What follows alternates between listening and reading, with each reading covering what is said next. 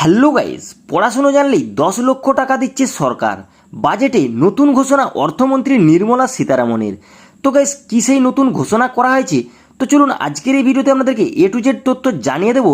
আর guys, আপনি যদি আমাদের চ্যানেলে নতুন হয়ে থাকেন, আমাদের এই ছোট্ট চ্যানেলটিকে সাবস্ক্রাইব করে পাশে থাকা বেল আইকনটি বাজিয়ে দিবেন এইরকমই নিত্য নতুন গুরুত্বপূর্ণ ভিডিও নোটিফিকেশন সবার আগে পাওয়ার জন্য।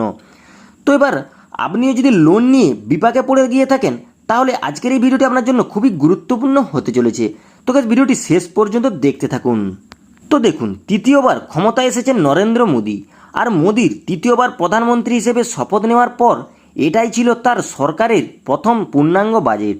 মঙ্গলবার 23শে জুলাই সংসদের বাজেট পেশ করেছেন কেন্দ্রীয় অর্থমন্ত্রী নির্মলা সীতারামন। 2024-25-এর অর্থনৈতিক রূপরেখা কেমন হবে তা ইতিমধ্যেই স্পষ্ট হয়ে গিয়েছে বাজেটে।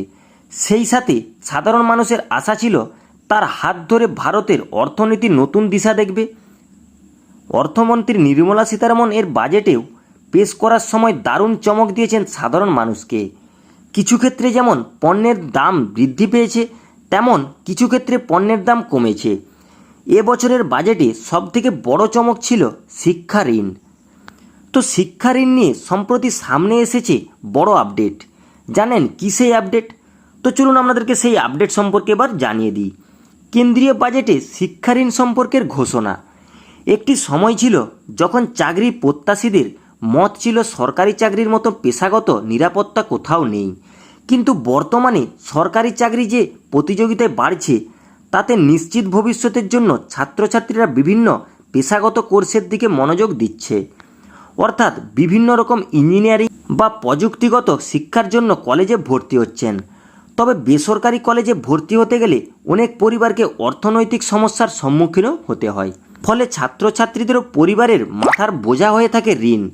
তাই এবার বাজেটে শিক্ষা ঋণ বিষয়ে বিশেষ ছাড় দিলেন কেন্দ্রীয় সরকার। তো এবার শিক্ষা ঋণে বিশেষ ছাড়। উচ্চশিক্ষার জন্য 10 লক্ষ টাকা পর্যন্ত ঋণ দেওয়ার কথা বাজেটে এবার ঘোষণা করা হয়েছে।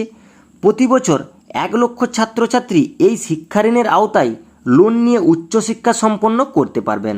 আর শিক্ষা ঋণের সুদের ক্ষেত্রে 3% ছাড়ও দেবে কেন্দ্রীয় সরকার।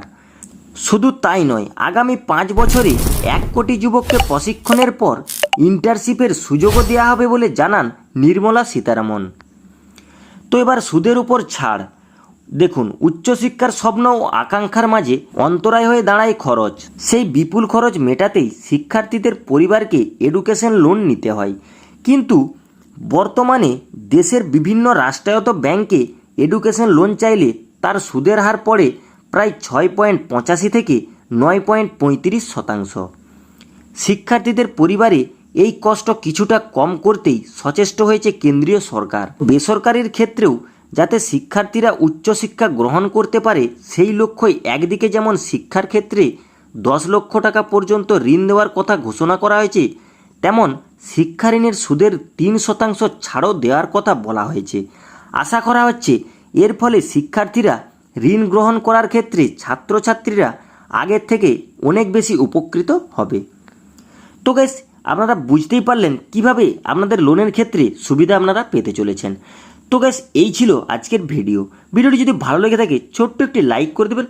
আর গাইস, আমাদের এই ছোট্ট চ্যানেলটিকে সাবস্ক্রাইব করে পাশে থাকা বেল আইকনটি বাজিয়ে রাখবেন এইরকমই নিত্য নতুন গুরুত্বপূর্ণ ভিডিওর নোটিফিকেশন সবার আগে পাওয়ার জন্য। তো গাইস, ভিডিওটি শেষ পর্যন্ত দেখার জন্য অসংখ্য ধন্যবাদ।